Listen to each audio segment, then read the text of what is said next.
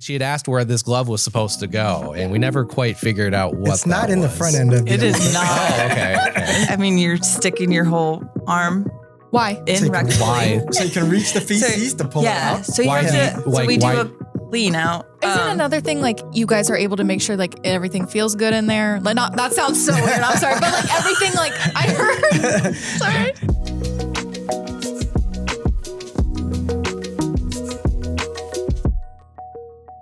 All right, and welcome back to Our Herd, the official Toledo Zoo podcast. I'm Corey. I'm Caitlin. And we are your hosts here of the podcast. And behind our producer desk, we have Maddie, who's coming back for yet another episode. So, man, we are still sitting in this seat here today. I'm so happy that I still have a job after that first episode. I was really nervous we were about to get booted, honestly. So we haven't been fired quite yet, and we haven't been poking the bear enough. No offense to the Herp team. They did a great job. I'm so proud of them. They did a great job. They were our guinea pigs, and I think they did awesome. I hope that all of our listeners also enjoyed their crazy stories they had to share. Yeah, and speaking of listeners, we had quite a few tune in, and we had gotten some good commentary and some good engagement. So it's just been really great to be able to launch this, and I'm so happy to see that people are excited for us too. I'm so excited that my mom wasn't the only listener, but we had some amazing comments like Corey said. Emma said, "Oh my gosh, this is amazing." Ken said, "Love it." Melinda said, "That's my girl." Thanks, Mom. Thanks, Melinda. Steve said, "You do an outstanding job on the podcast, both fun and informative. Looking forward to future episodes." Another comment was, "How often will you be doing the podcast?" This was awesome. Yeah. This is going to be a monthly thing. Yep. We'll be doing one of these episodes every month. So be sure to tune in, follow, subscribe on the 3 different platforms that we're doing this podcast on. So we have Spotify, Apple Podcasts, and the primary one that I would suggest for most viewers is YouTube, because you can also see us, because this is, after all, a video podcast. This is our February podcast episode. February is the birth month of our beloved elephant calf, Kirkja. I can't believe that this time last year, Corey, we were sitting in the elephant office waiting for Kirkja to be born. Yeah, it just felt like yesterday, but also it's been an eternity as well. So it's this very weird feeling. And what was crazy for us was that when the keepers had texted us, "Hey, Renee's progesterone had dropped," we literally grabbed our computers, grabbed our cameras, grabbed a little foldable table and set up shop in the elephant keeper's office so that we had every chance of being there when Kirkja was born. It was awesome. I mean, by the time that we had to take our computer stuff out of there, it was coated in dust. Yeah. And I just remember like smelling so bad after leaving those offices. Oh my gosh, our clothes were just like coated. And you know, Corey, I don't know, I'm getting a whiff of that scent again. I'm picking up a little bit on that too. And I think it might be our guest. Just kidding. We love you guys, but you do have a very stinky department. I want to introduce you guys, some of our elephant staff, past and present. Go ahead and introduce yourself. I'm Sarah. I'm the elephant manager, and I've been here for 17 years. I'm Dave. I retired in August of 2024, and I worked here for 42 years. And we somehow convinced you to come back and talk to us today. Yes, it's fun. We are so excited to have the both of you on here, just mostly because of the wonderful work that you guys have done and currently are doing with our elephants, and just how different your guys' department runs from just about any other animal department, but also all the history that you guys have here as well. So being that we just launched a 125th anniversary celebration here at the Toledo Zoo, be a great opportunity to talk about some history within the elephant department and just how things had run and changed to how things are today. Sarah, I want to start with you. You are an elephant manager. How did you get to the position that you are in today? So I knew I wanted to work with animals, and then I didn't know exactly how to get there. So when I went to college, I was like, hey, I want to work with animals. My first year, I was actually undecided. So I got directed kind of into restoration ecology. So that's what my major was in college. And then I was lucky enough to get an internship at Indianapolis Zoo, working with marine mammals. I got a seasonal job at a small zoo and worked my way up to full-time, and then started full-time at Toledo in 2008. You've been here since. Yeah. Yeah. That's It's weird. It's been that long. Yeah. Does it feel like 17 years? No. I mean, maybe. It does. It does. Yeah. Well, it's weird when you see like the new staff come in, and I kind of feel like, I'm probably like the age you were when I was, you know what I mean? Like we flipped roles kind of. You're seeing the baby zookeepers come in. Yeah. And now you're teaching them. Right. Which is cool because I mean, Dave taught me everything. Wait till you get somebody that wasn't born when you started. That's when it really gets weird. And now, Dave, what did your journey look like? You know, so I have a Bachelor of Science in Wildlife Management from Ohio State. My goal was always to become a veterinarian. So I had spent time working with veterinarians during the summers, and then I actually had worked at SeaWorld for a while. And then I ended up getting into the marine mammal department at SeaWorld, and I was working there. It was only a seasonal job at the time. And then I saw that the Toledo Zoo was hiring it through the AZA newsletter. Of course, I didn't even know Toledo had a zoo at the time because I was, close to Akron. Came out for an interview, wasn't really expecting much. Got hired, decided I liked it, and I ended up staying. And elephants, mainly because I got a chance to work with elephants, and elephants had always fascinated me anyways. So, were you seeking it out? Because I wasn't seeking out elephants. It just kind of like. Well, I knew that I had actually seen an article in the local paper that they were getting into African elephants and they were moving out the Asian. And like I say, so I looked at the opportunity that I could possibly get to work with elephants. It wasn't, I wasn't guaranteed when I interviewed that, you're going to be working with elephants. But I figured it would give me a chance to do it. So when you were first hired, you must have arrived right around the time that one of our African elephants, Renee, had arrived here at the zoo. Yes, Renee arrived in June of 82. I started working July 12th of 1982. And I was here about 2 months before I finally got trained to be one of a relief keeper with elephants. So that's kind of how I got into it. So you and Renee had this long 40-year journey together. I keep telling this. Like a married couple. I keep telling my wife this. I said, I have known Renee longer than you. Wow. I have a longer term relationship with her than you. She loves hearing that. Yes. Hi, dear. I love you. What an incredible journey for you guys, though. That's so cool. I want to know now, since you are now retired, do you come to the zoo still to see Renee? I have been out here a few times, not as often as I thought. It's just so much different being on the other side of the guardrail and stuff like that. So it makes it kind of hard. Yeah. So. Do you think Renee sees you and she's like, hey, where's my food? I hope so. Yeah. She's like, I know you. Yeah. She knows Dave. Yeah. So, And then, we all see him and we're like, Dave's here. Yeah.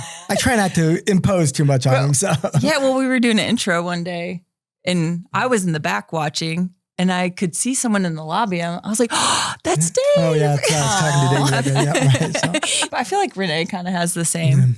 Hey, Dave's here. That's so sweet. Yeah, That's I love sweet. it. What is it? 6 keepers now, including yourself? Or is it 6 people altogether? Yeah, 6 people, yeah. So when did you switch over to manager? And then what is it like, managing a group of people who are designated to elephants, rhinos? What's that like for you? Yeah, so I moved to manager in 2021, I think. And I didn't know going in that I wanted to be a manager. I just want to take care of animals, right? I just want to do the fun stuff.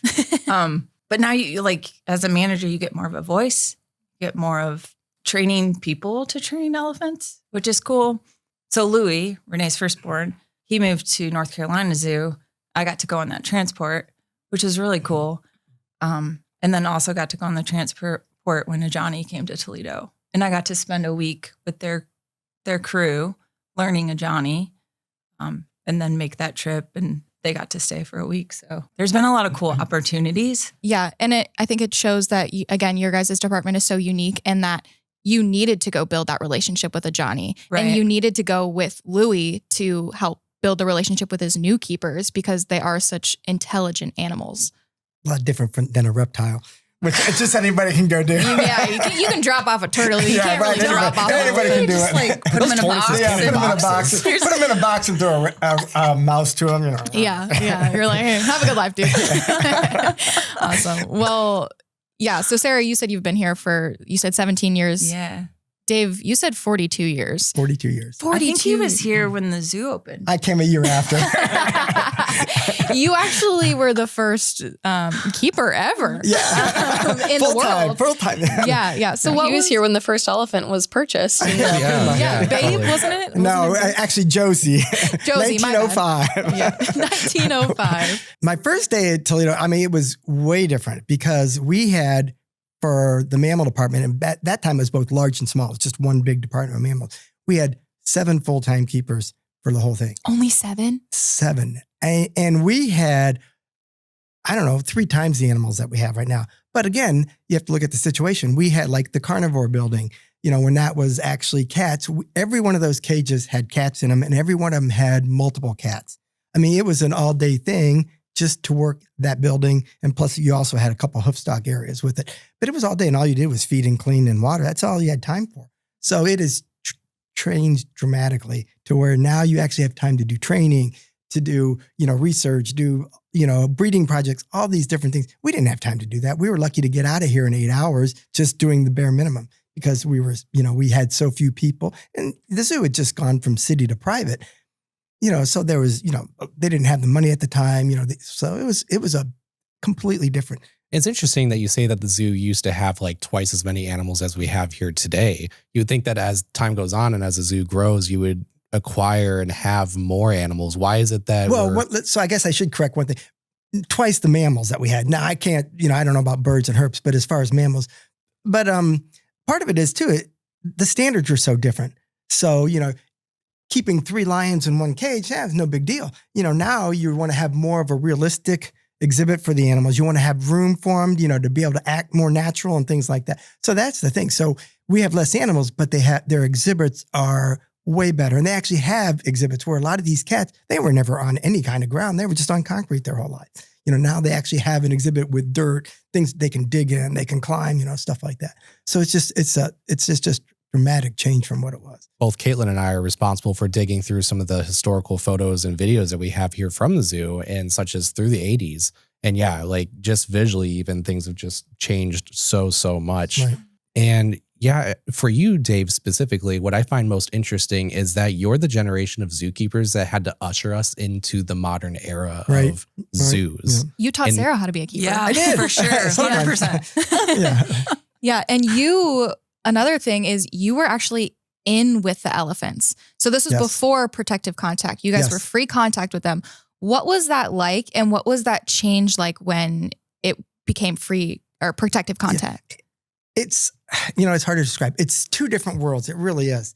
And, I understand the reasons why we went to protected, but I really enjoyed free contact. I think it was harder on the keepers than it was on the elephants. We were kind of training the elephants a little bit. So we put Lou and Twiggy in protected contact a few months before Renee, because Renee was pregnant. So we wanted to be able to keep walking her and things like that. It was tough. I bet. I mean, I came in at the end Right. of free contact, like my whole first year was free contact, but we were also doing PC at Yes, that right. time, Mhm. even. So for me, it wasn't that Yeah. big of a switch.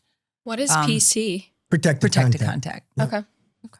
And so then FC is Free Free contact. free Contact. contact. And it, The zoo world But has so nobody many says like, FC. no one I says know, yeah. FC. It's just And, PC. Zoo lingo. in my personal opinion, I think, all elephant keepers should have the opportunity to do free contact at one point, but obviously that's not going to happen. But it's so different and it's such a, different way of doing things. And so, I mean, even at the end, after doing 12 or 13 years of protected before I retired, Sarah would still yell at me because I wanted to do free contact things. You can't go in there. Such a mean boss. You can't ride Renee. Yeah, I know. I know, it's so weird telling I you, know, like, I know. Dave, you can't do that. Especially when I'd be like, Sarah, you were 6 months old when I started here. That's crazy. It's so cool to be able to talk about this because Yeah. it really is just an interesting way that the industry has changed. Even when you look back, you think, wow, this is how we had to do things, and you kind of regret some of it, but that was just that's the way it was. That's the way we were trained, or I was trained, and that's how it was for a long time. Yeah, you guys were just using best practices that were aware and what was and known to considered you. the norm at the Well, time. yeah, for it was elephants. passed down. It Yeah, was, right. Yeah, I mean that's the way elephants have been handled since they first showed up into the in the country in the late mid 1800s, late 1800s. Yeah, It just shows how much zoos have changed Right. over So much. these Right, past few years. right. Even. Exactly. Hopefully for the good. Yes. I hope Oh yeah, so. it's way better. Yeah, it is. Corey mentioned that he found some photos of you, Dave. We've been looking through our archives and we wanted to share some pictures. So this first one, let me know when you can see it. Which one's Renee? Is Renee in Renee here? is the one closest to me. Renee's the one. So on the right? Yes, on the right. On the right? Yes, yep. I thought it was her because Renee's got a big head. I'm like, when I'm looking through old photos, I'm like, Kirkja has a big head too. Kirkja has a big head too. But I'm like, okay, there's Renee. She's got a bigger head. And the other one is Lauren, because what happened is it was in 82 when Renee arrived. It was two Africans that came in, Renee and Lauren. And so the other one there is Lauren. And that building actually is what's now the Children's Zoo. Wow. Yes. Really? That was our elephant building. And then it became the... this is the barnyard? Well, actually it became, so it went from elephant building to panda building to then it was a primate building. Then it was a conference room, whatever that. The conference room. I can't remember what we called it. The lodge. The barnyard? The lodge. The lodge. Thank you. Yeah. Now the barnyard. Yeah. Now the barnyard. So we used to have zoo wides in that. Oh yeah, we did. Wow. Yes. Oh my gosh. But that's the building that's from. Some other photos we had found are that's you one of guys my favorite in the water days with them ever. Were you giving them a bath? No. Whose pool is that? That is our old hippo pool, which is where the hot dog stand. What's it called? It's not the hot dog stand. It was the hot dog stand. Bistro? Yes, thank you, Bistro. Yeah. So that was our old hippo pool. So Renee and Lauren, their exhibit was where Primate Forest is, and there was a little pool that had been part of a tiger exhibit, and so we were going to start giving them access to the pool. As far as we know, they'd never been in anything like that. So a couple of days after work, we would take the elephants into the hippo pool after the zoo closed and just play around with them. And we did this for like a couple hours. You're playing Marco Polo with some elephants. It was such a ride. I mean, those are a couple of the funnest days I ever had here. I bet. Being able to splash around in the water with those guys. So, yeah. I mean, not gonna lie, I want to do that with Kirkja. I want to do it with Kirkja too. That's Renee there. I have Renee Lawrence over there with Don. That was such a blast. That's awesome. This next photo, this is Renee, definitely, right? That is Renee. Oh, yes. big old noggin. One of my she looks so young there. One of my volunteers took that picture. It's one of my favorite pictures. Oh, it's so cute. This next photo, you guys are walking them on grounds. Can you explain to us? So more of these photos that I've seen and I've heard stories of is you guys did like performances or almost like shows with the elephants? We actually did. What was that like? We did 4 or 5 down on the amphitheater stage. That was a lot of fun. This is just us walking them around the zoo. We used to just take them out of the exhibit and walk them around the zoo, and especially over where the Gorilla Meadow is now. Yeah, we did a number of performances down on the amphitheater with them. We all were dressed up in tuxes, and we took the elephants down and did a show. They were each playing an instrument and stuff like that. Oh, wait a minute. Yeah. I think I have a photo here of everybody in tuxes and we used to have that hanging in the Yeah, we were going to take them down. And that was, so here we have, this is Lauren, Renee, and Rafiki at the time. So this was like 93 or 94 that this happened. That's so fun. Oh my gosh. And there's another current zookeeper in there, Miss Mary Beth. Yes. She's still here. She's now a small mammal. Yes, Small mammal keeper. The guy she's standing next to, Steve, he was like on vacation and he wasn't sure if he was going to get back in time to do it. So Mary Beth was trained to be a fill-in in case we needed her that day. Oh my gosh. You got a black dress? Can you? Yeah. All right, cool. You're on. She knew. So she was practicing with us. She was an elephant keeper anyway. At the time, yeah. So she was practicing with us just in case, But, That's so funny. I love it. Wow. I love looking back at old photos. And we hope that throughout this year of 125, we're going to be sharing so many more photos on like social media. So it's going to be great. So when it comes to zookeeping for elephants, and you guys also take care of our Indian rhino that we have here, what is it about elephants, and you can include the rhino here as well, but what is it about those animals specifically that just set them so far apart from any other animal at the zoo? Is it their intelligence level? Is it just their sheer size? Like, is it a mixture? Well, I mean, I've not worked with the Indian rhino. I worked with the white rhinos that we used to have. But as far as the elephants, to me, it's their intelligence. It's the size. They're just, to me, they're so unique. They're so different than any other mammal. That trunk. I mean, that thing's just fascinating. That trunk? Why is it there? Yeah, I mean, the dexterity with it and the things that they are able to do. They do. Yeah, that's the little things they pick up. Yeah. And you guys are probably so busy just keeping them engaged throughout the day as well, right? Right. Like, what is that like for you guys, and having to come up with different things for them to do? Or I think it's fun. Like, and a lot of our staff, come up with new behaviors to train them, or, new enrichment to put in to make it a little bit harder for them to get hay, or, some of the gifts we've gotten actually for Kirkja that, are little puzzle feeders that, not only are good for Kirkja, but we can some of them, if we can't put them in the stall with the bigger ones, because they'll break them. But if we put them on the outside and they can't, really get a hold of them, we can still use them. And Renee and Twiggy have really loved those big balls that have the holes in them. And so, yeah, it's fun to enrich them. It's fun to do the training sessions and, keep them learning constantly. And the training seems to be mutually beneficial as well. I mean, we've been able to thankfully produce so many videos with you guys and kind of shadow what you guys are training for and what types of behaviors. What, like in a modern zoo today, what types of behaviors in training sessions are we doing, and like why are we doing those? Mostly we do husbandry training sessions. So that's, the stuff that we need them to help us out with to take better care of them, right? So we, trimming their feet, doing blood draws, enemas, and clean outs, I'm so glad that you brought that up, because Caitlin's been ready for this. I was given this and I've kept it. She found it in her bag. It was in my bag.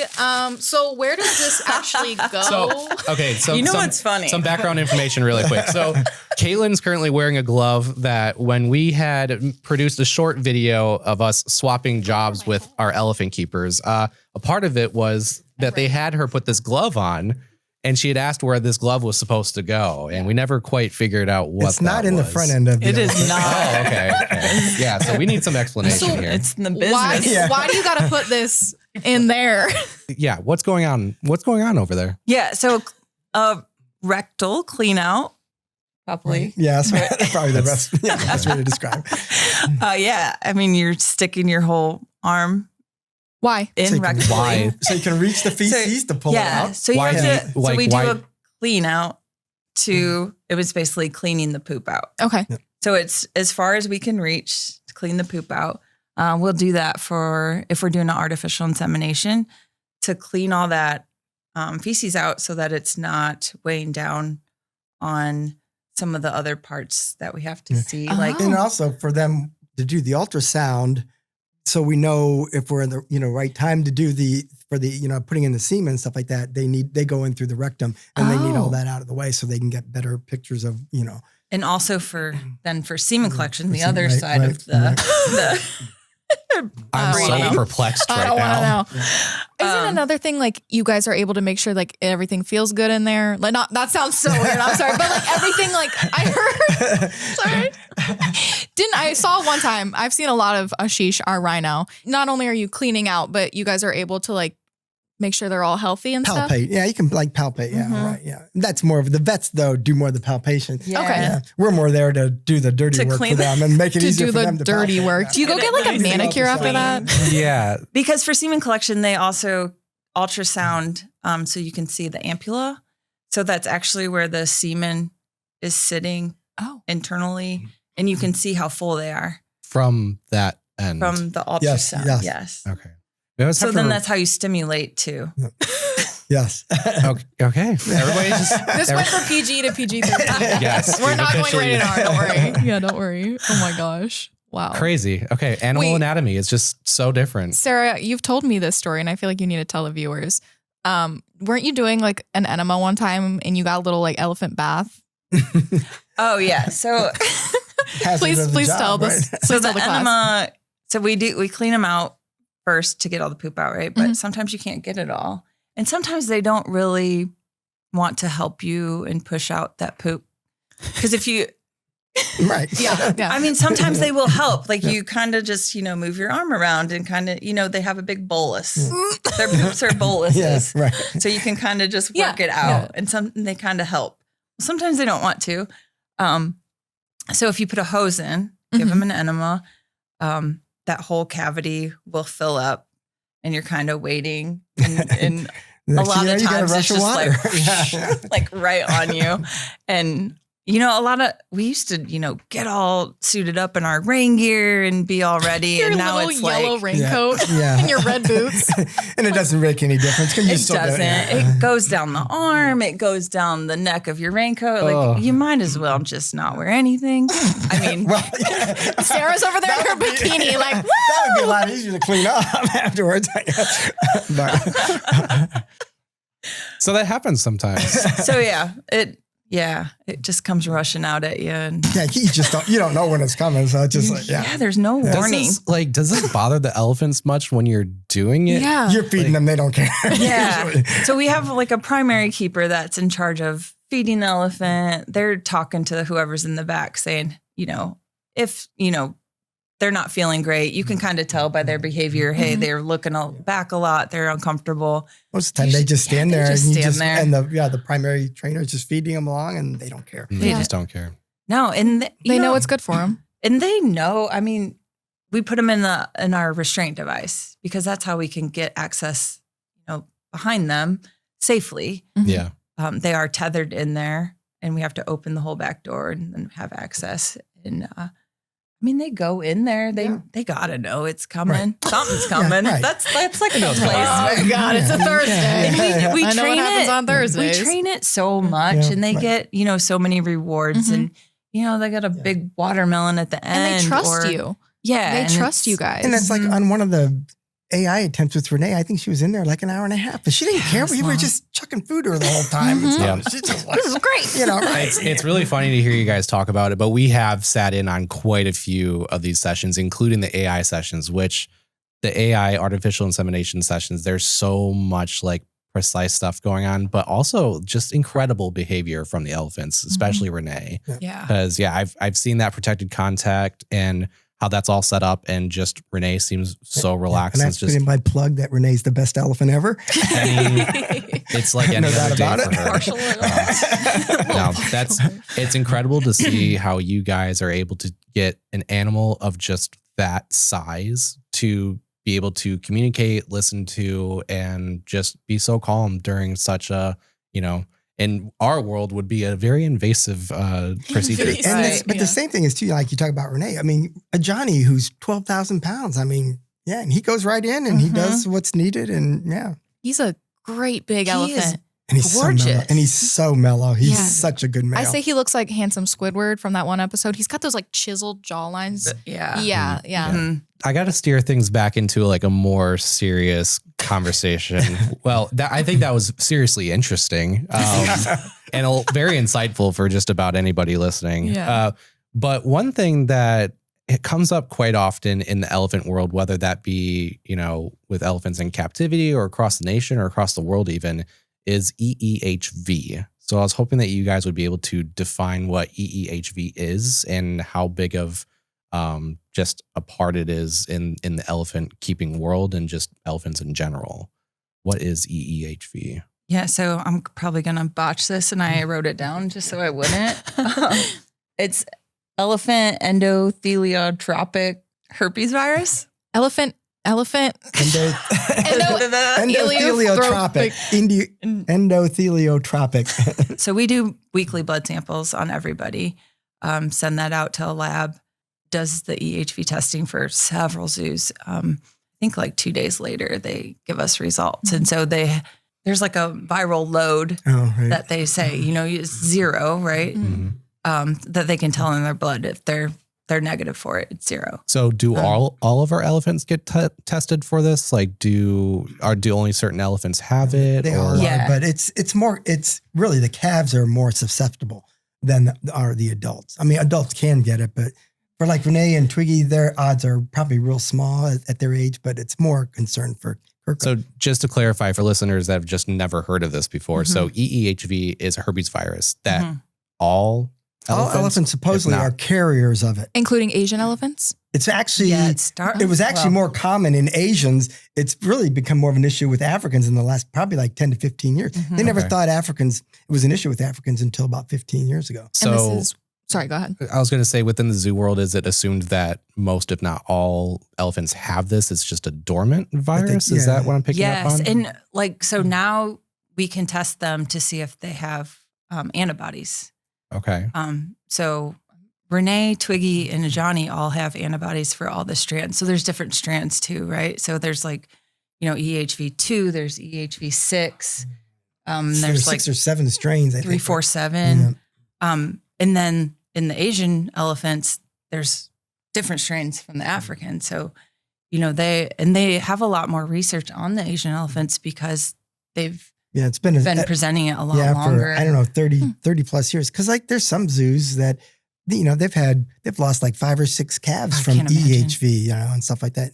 But they are working now on a vaccine they've tried a trial vaccine on a couple Asian elephants. Yeah, I think they put it in the twins at Syracuse. Oh, That's really? right. That was a recent news thing. Mhm. Yeah, that's awesome. So In Houston. it seems like there's a lot of research, and this is a very important thing to research within elephants in captivity and in the outside or the wild, correct? And that's one of the things. I mean, it's assumed they all carry it, and that there's probably wild elephants dying from it. But again, unless you happen to come across a carcass that's real fresh of a calf that they can autopsy and take samples from, they don't really know. But it's assumed that they're all carriers. I see.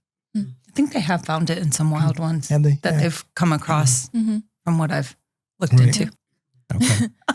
Yeah, EEHV impacted Toledo Zoo greatly a few years ago when we had tragically lost our young African elephant Lucas to EEHV, which I know had to have been incredibly hard for you guys. It was to tough. have. Yeah. We spent a lot of time trying to, get them through it and stuff. Mm-hmm. Yeah. So when I was saying oh gosh. Yeah. Yeah, it's a tough thing when it's something that you've worked with, you work with every day and stuff like that. And it was tough going through all that.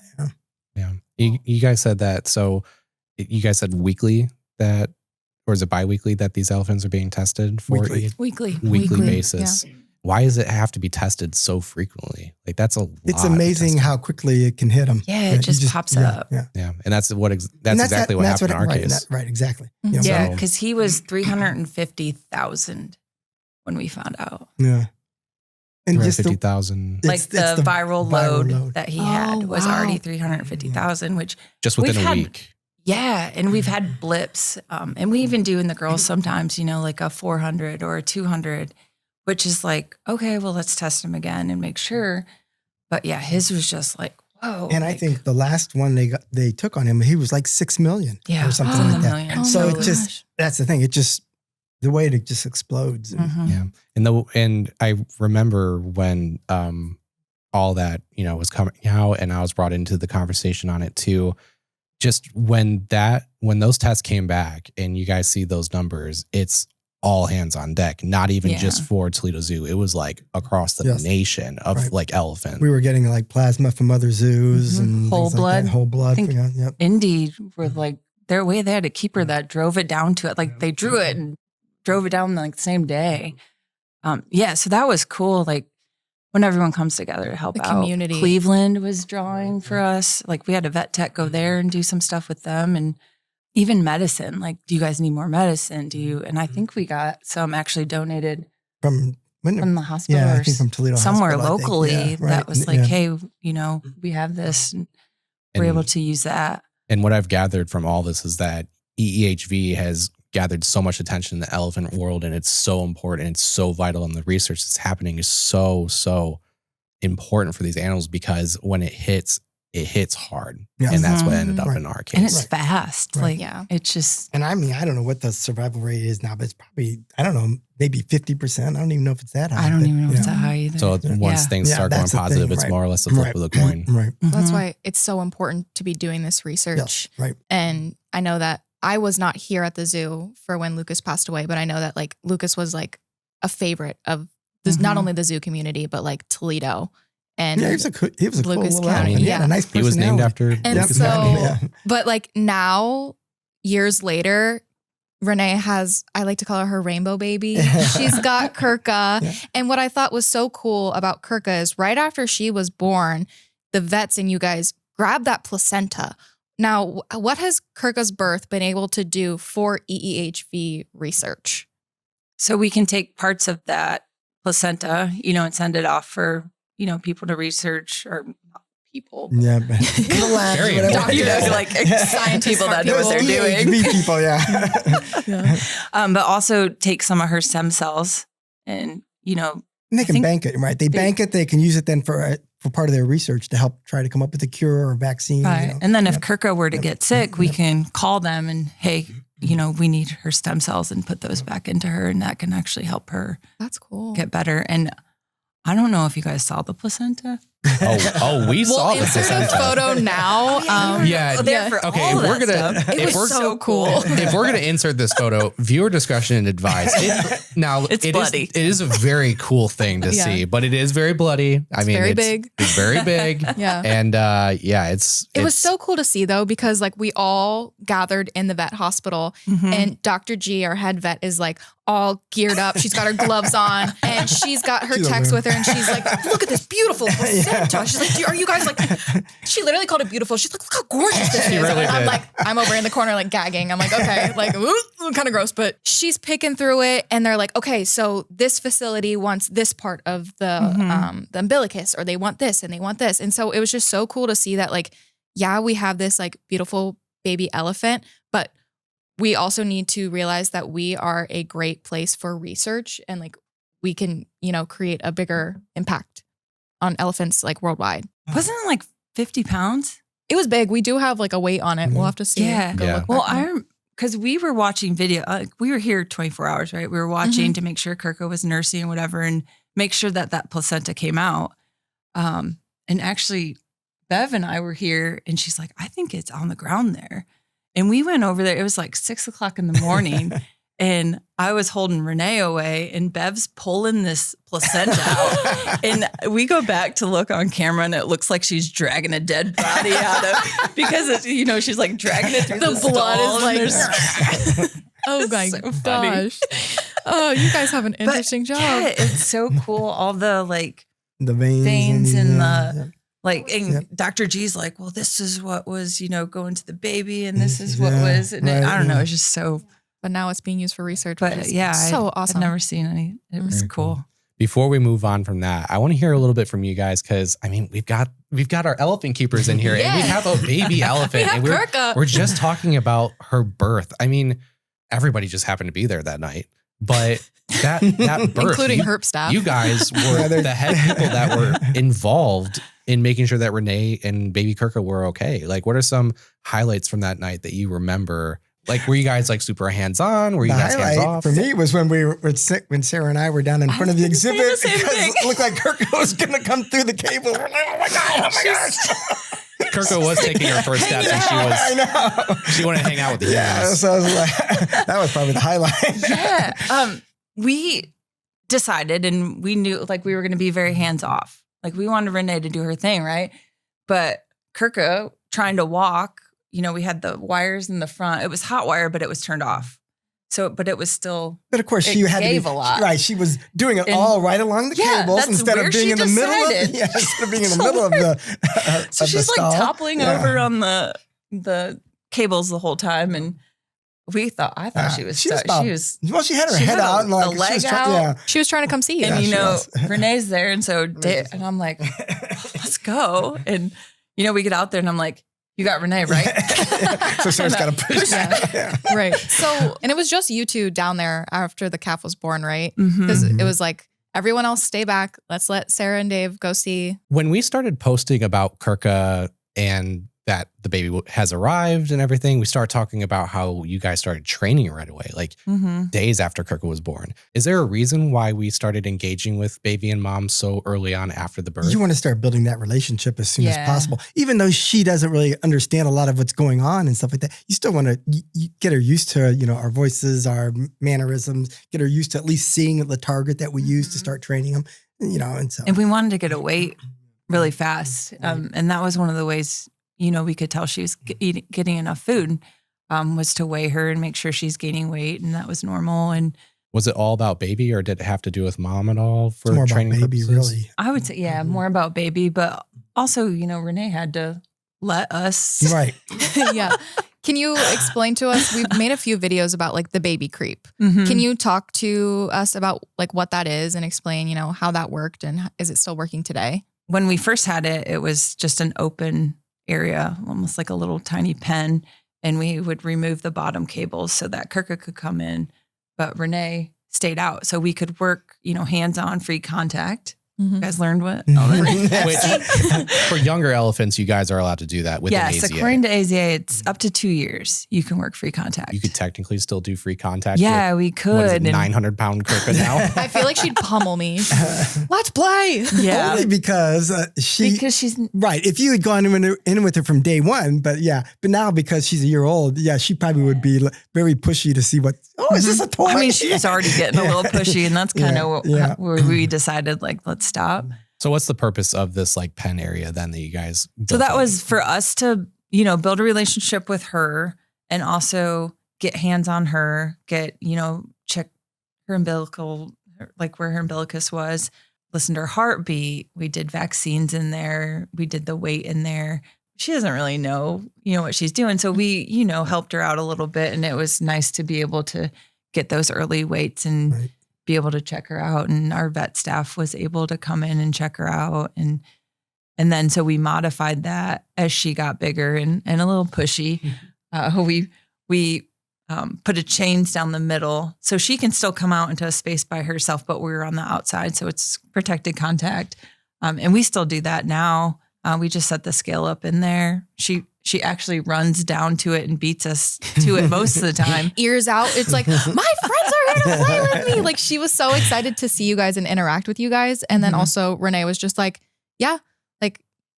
take her. I know. what you It's need. like, I need a moment to myself. I need a break. Yeah. That's right. And that's the other thing is you guys made it very clear if Renee didn't want baby in that area with you, she would not be. She in would with not. Right. No. Yeah. So this is all with Renee's consent. Yes. Mm-hmm.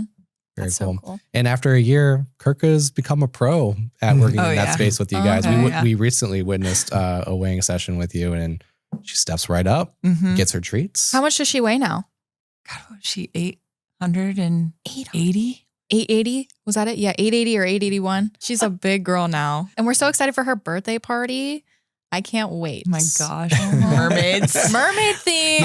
Mermaids. Why mermaids? After our live stream with her swimming in that pool, she might as well Oh my be a God, little she mermaid. did so good. She did an amazing job. Do you know that's like the first time she really like played in the pool like that? Yeah, So for it people was- who tuned into that was a real treat because when we had set everything up, we're like, hey, it's just going to be what it is, and we'll see what happens. And yeah, it turns out that she just had an absolute blast. Yeah, because in the I had pool. told you guys, I was like, we've been practicing, like we've been giving her the pool and she's not doing much. Not Ultimately up to sure. her. She said, the camera's on. I'm ready to play. So I don't know if you guys watched our last episode, but we have a little segment called the Zoomies. I saw that. Yeah. So we got a few rapid fire questions for you guys. But before we get started, do elephants get the zoomies? Oh, yeah. We're Yeah. going to have to make this a They thing. Kirkja do. does. Yeah. And Renee does it on occasion, Yeah. but not much. Yeah. But yeah, they do. Yeah. They get excited and they go They running run around. around, they trumpet, their ears are out. And stuff like that. When Kirkja runs and trumpets, it's the cutest Right? sound I've ever heard. She's so cute. She's adorable. Everything she does is cute. Yeah. Everything she does is cute. She's the perfect elephant. She's just, Second perfect. Sorry, Renee's. well, she was made from the perfect. Oh, that's Yes. true. That's true. Yeah, yeah. Perfect point too. Yeah. Oh, I love it. All right. So the first Zoomie question: is it true that elephants never forget? They're very smart. They are very smart Yes, and they have have a a very very- good Memory? memory. Yeah, recall. Yeah. Because they have to in the wild. I mean, they have to remember these pathways and things like that they travel Yeah. Where their water hundreds of miles. is. Yeah. So yes, they do have a very Do they have big brains? Like I know some people are like, oh, their brains are only the size of like a peanut. Like I bet that's not Yeah. true. no. No, their brains are bigger than Yeah. ours. Oh yeah. Yeah. That's think not they're like- hard. Yeah. I know. Yeah, we're not really that smart anyway. So yeah. I didn't mean us. I just meant people in general. Sarah's brain is like, But no, kidding. they have a large brain. They have a large brain. Yeah, I think right? it's like 3 times Wow. bigger than. Probably. Yeah. That's crazy. Yeah. So it's proportionate with the noggin. Proportionate noggin. I like it.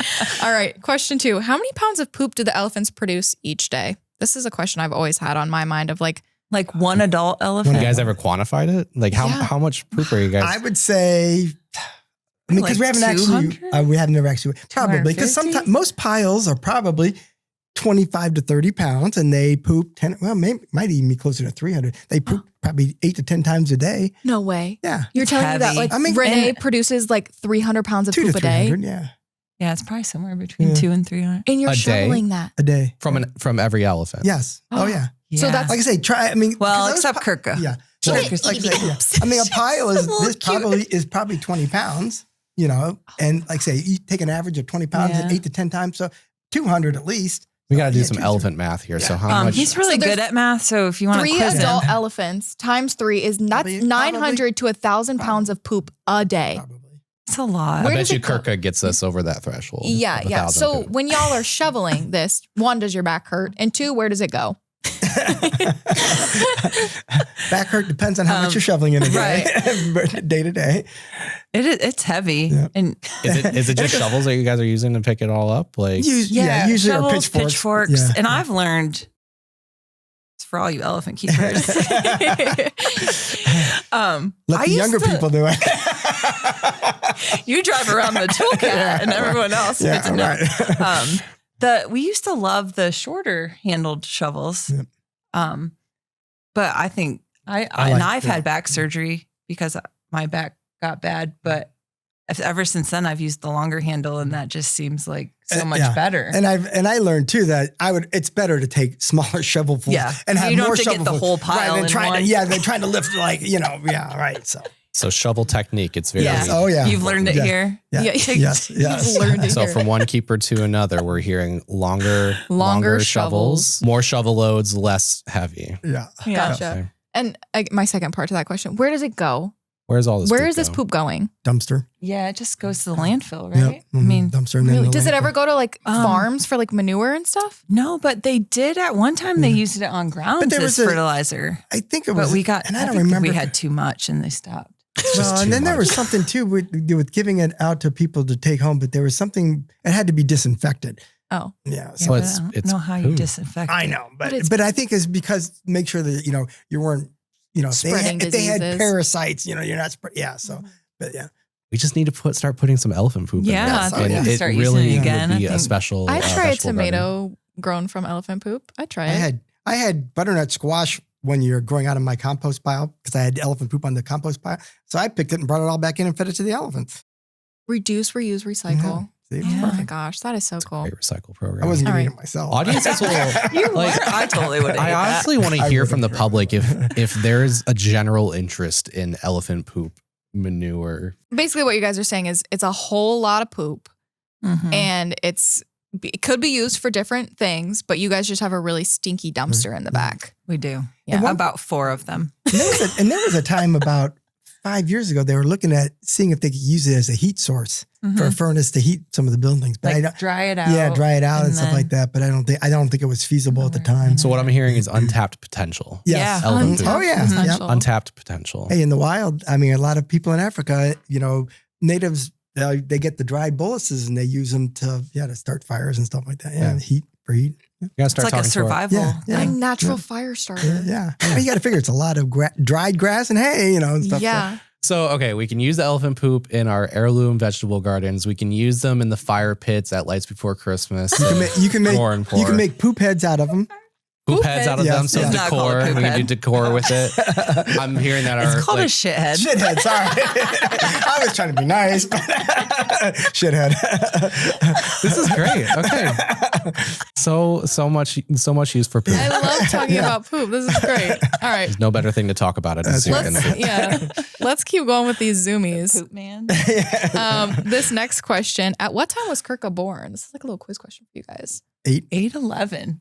Okay, sometime Do you around remember after. that? Is that like in your heart? Yeah, I mean it's Because you're stuck right. there. Because you're right. Yes, 8:11 p.m. How could anybody forget the explosion? of Right. Kirkja Ask the hitting the herp ground? keepers what they think about.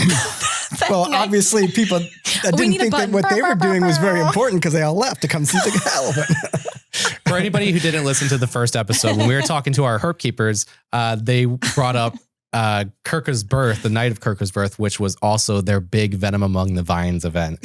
And like right at 8 p.m., 10 p.m., right before the event had wrapped up, all of our leadership team slowly started leaving the building and leaving the presentation. And we didn't find out until shortly after what was actually going on, which was Kirkja's birth. So elephants did steal the show. Yeah. The way it That night. is, that's what happens when you got the most important animals. Right? Ooh. Oh, there's all kinds of shade being thrown out here. I love it. Last question for the Zoomies. What is the grossest thing you've experienced as a zookeeper? As a zookeeper, Mm-hmm. grossest? God, mine was dealing with a chimp that puked all over me. All over you? You got yeah. puked on by a chimp? Where were you? Where was the chimp? So the way the ape house used to be set up, we'd bring them into our chimps into the back feed cage, and every morning you'd feed them this mixture of baby cereal milk called pablum. You had it in a can. They'd come up to the bars. You'd dump it in their mouth, and so we had this one chimp who liked to every now and then plus we were feeding them cottage cheese off a spoon. That was their breakfast. And who liked to every now and then I was feeding one of the other ones, came up and goes, and just like all over me. Oh my Yeah, God. pretty gross. Did you go home and change? No. Luckily I had an extra shirt and some jeans here that I put on, and but Oh my God. that was probably the grossest That thing. sounds absolutely disgusting. Oh Yeah. my God. Gross. I think my grossest is the sloth bear poop on the heated floors in the winter. When I would scoop that, it smelled so bad. I would be dry heaving into the trash can because it was so gross. So neither of your grossest moments had to do with Nothing elephants. else. No. No, they don't bother They're me. not gross, Yeah, are they? they don't bother me.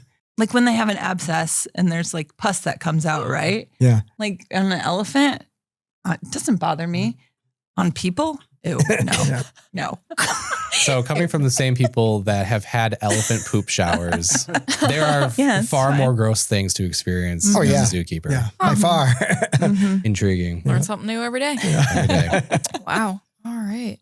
Cool. That's quite gross. Well, we had some questions pulled in from our audience as we had prompted everybody yesterday before recording this episode to see if they had any questions for you guys. We're hoping that Maddie's got those pulled up and can kind of see what we can ask you for some great answers.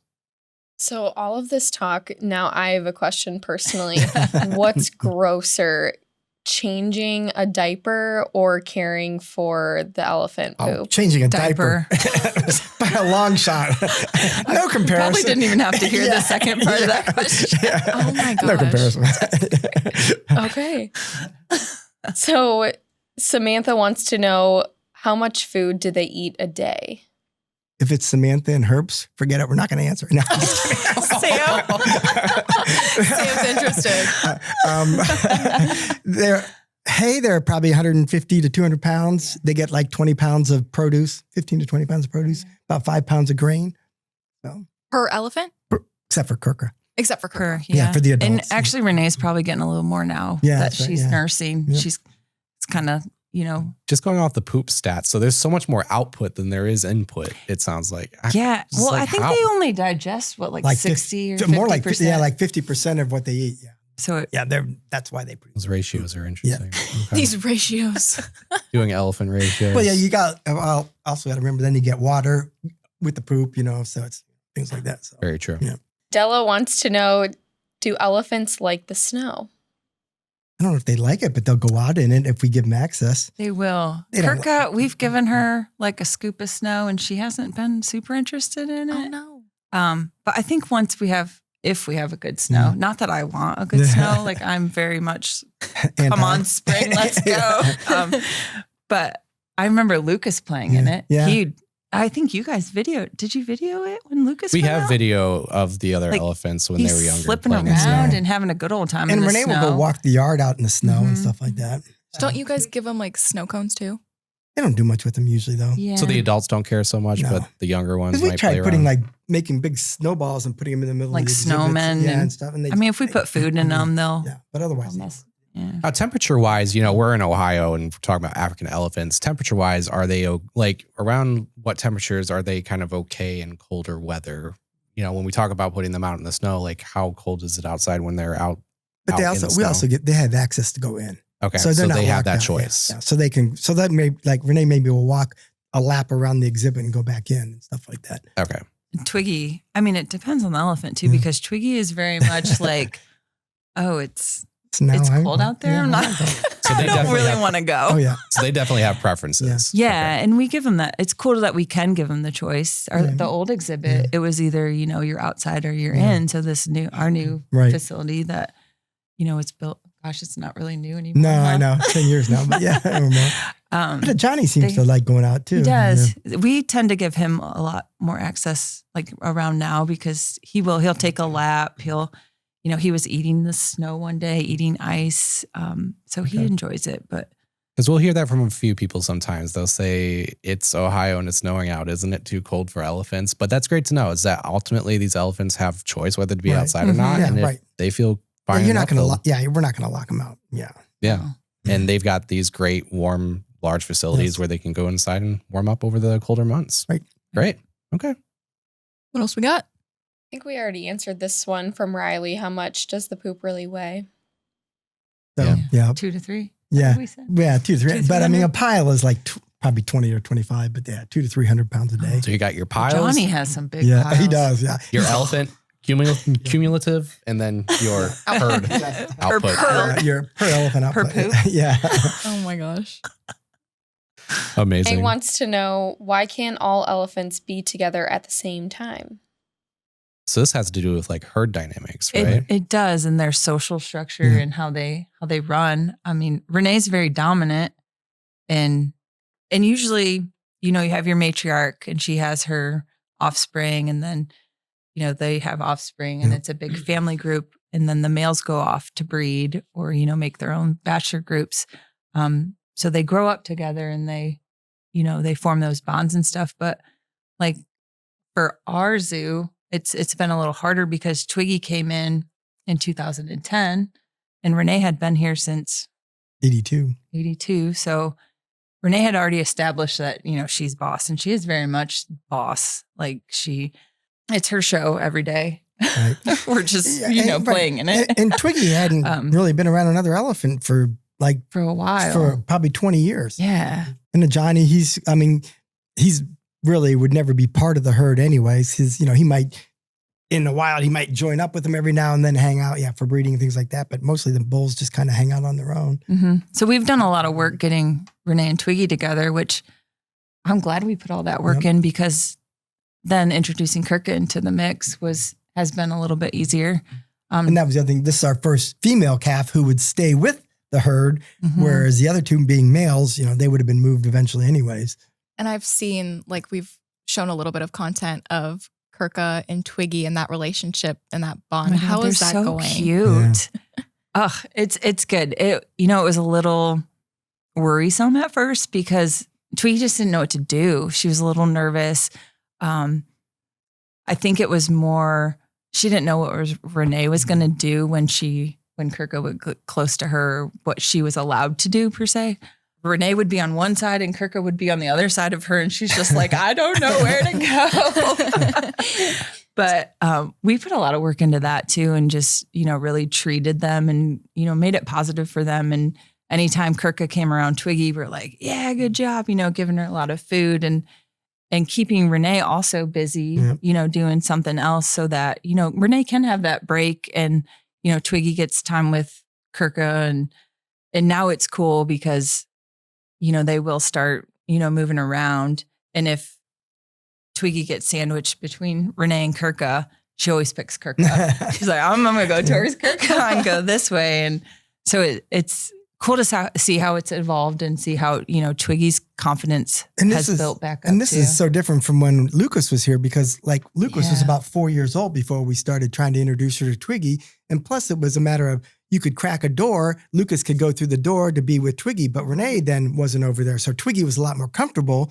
And so the whole thing just went a lot easier, because she didn't have to worry about Renee's reaction. If something happened, Lucas would just run back, through the doorway and go back over to Renee. Right. So is the goal to eventually have all three females out on exhibit together? Yeah. And I think we'll be there this summer. I think they will be. It might not be all day starting out, but I think we'll get there. They're doing so well inside now. That should be exciting for everybody to see. Very exciting. It's cool. This springtime And that was the way it was too with Renee and Twiggy up until Renee gave birth. They were spending, all day 4 or 5 together. hours a day outside together and things like that. So, yeah. Last one from Jared. What are the names of individual mole rats at the zoo? So for our viewers who might not know, you guys take care of the elephants, the rhinos, and the naked mole rats. We do. I think largest that's so animal funny. at the zoo, Mm-hmm. one of the smallest Smallest animals animal. at the zoo. Do they have names? Scabby. Scabbers. Yeah, that was about it. Queen and Queenie. Right. Yeah. No, they don't. Yeah. We name them when they have some kind of physical marker that we can see. It's like, oh, there's Scabbers. Yeah. Yeah. There's so many of Why them. is he called Scabbers? Because he had a little scabber. So that way you can identify him. Look at Scabbers. Oh my And God. sometimes they have little interactions where one gets nicked up a little bit and stuff like that. So Yeah. But, if in case you have to treat it with some antibiotics or something, this way you can tell them apart by having it. Mhm. Then, but yeah, our naked mole rat colony is very old. I think they're in their 20s. What? I'm They sorry. live that long? Yeah. I had no So- idea they lived that long. They live that long. That's yeah. crazy. So it's like number 9900. Yeah, right. So most of them have a Just know 'em by microchip. there. So when the vets do an exam, they can tell which one. So we do a they don't have. yearly Yeah. like visual Yeah, on all of them. weights and get hands on them and, get their weight and get their Yeah. microchip. And Now, is the only reason that you guys are also taking care of them because they're in the elephant house? yeah, Do you 'cause think of if- proximity? A proximity. Is that Okay. like Yeah, a shared responsibility, or is there like one designated keeper? No, it's shared. Usually whoever's doing rhino for the day Okay. does the naked mole rat. Right, And we as an switch that. agent. With our whole department, we each take a day. Mhm. I think one person has 2 days, but we share them. So Gotta love those interesting. naked mole rats. They're so goofy. Oh my gosh. Yeah, they are fun to watch because you're like looking at these beautiful big elephants. Then you look in the corner of your eye and you're like, what's that little rat over there doing? Is that? Yeah. Ooh. They are beautiful, very capable little mammals that They are very, Yeah. all yeah, very around have neat. their own little social dynamics too. Mhm. From Mhm. what I've seen. Check out our naked mole rats next time you guys are going to visit Kirkja. Yeah.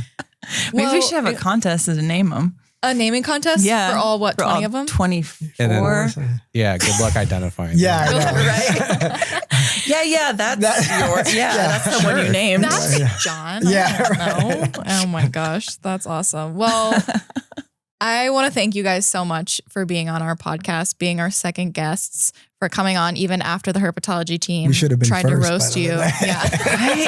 I'm just glad you guys didn't get scared away after that first episode. Yeah, I think this has been so fun, so insightful, not only for myself, but I hope that our audience has learned something today. You guys can come out and know that there's 1,000 pounds of elephant poop that needs to be shoveled. And maybe one day you can be the one to shovel it. Just go to college. And to say or give our thanks for you guys, we have created your very own posters from this episode. So I'm going to hold them up really quick. Sarah, we put the Oh my God, matriarch. so cute. We know, Sarah, that you are not technically the matriarch, but you are the elephant manager. Right. So yeah, we got a little Kirkja on your oh my shoulder. God, so cute. And a Oh, little- sheesh. a sheesh is in there. Oh, look at Now, that. I will say I tried to put a naked mole rat, but it didn't work. Aw. So Yeah, that violated. that violated guidelines on Photoshop. yeah. And so for Dave here, he's Oh my God, our, look at your staff. Yeah, he's the leader. He's the elephant king. Yeah, and that's actually a scepter. I learned that Oh, is what sorry. kings hold. It's a scepter. Yeah. So Oh, we that's have- awesome. Mhm. This is And- supposed to be Renee in the back, I would assume. Yeah, that's Renee, of course. Yeah. She's got your back. Cool. She always has. She's Which is- got your Yeah. back. Yep. Well, there's a little marker underneath that iPad for you guys. We'd love for you to sign it. That way you can be added to our Hall of Fame, our Wall of Fame. We'll put you Yes. guys above Nick and Sam Oh, if that'll make you happier. Yeah, Is there I mean, one? that's where Yeah. we should be. Yeah. That's where we should be. Dang. It's brutal out here. Oh my Man, gosh. Oh man, oh man. So, yes. Yes, there is some heated competition between these Sign it crews. wherever you'd like. So we Again, can sell it on eBay later. All right. again, thank you guys so much for being on this episode This is of our fun. Thank you podcast. for having Yes, us. I'm I glad appreciate you it. guys had fun. I enjoyed it. For our viewers, again, we really hope that you guys have enjoyed this episode. You've learned something. We encourage you guys to come out to all the different events and activities we have here at the zoo. Some events coming up. We have Orchid Show all month long of February. If you want to be just like me and wear this really cool Orchid Show sweatshirt, That turned out so good. it turned out so good. Go get it in the gift shops or on our online store. We also have some Slow Brew sweatshirts on our online store as well. That event has been sold out, but if you're going, can't wait to see you there. We have Kirkja's first birthday coming up on February 22nd. Come see her enjoy her cake and her mermaid-themed enrichment. Should be a good time. Mhm. So for anything that you guys would like to come out and enjoy or visit the zoo or look into getting a membership, because my gosh, there is so much to be enjoyed here at the Toledo Zoo. Visit toledozoo.org for all that information. So thank you all for tuning in today. We really Hope that you enjoyed listening to everything there is to be said about Toledo Zoo and our amazing elephant department.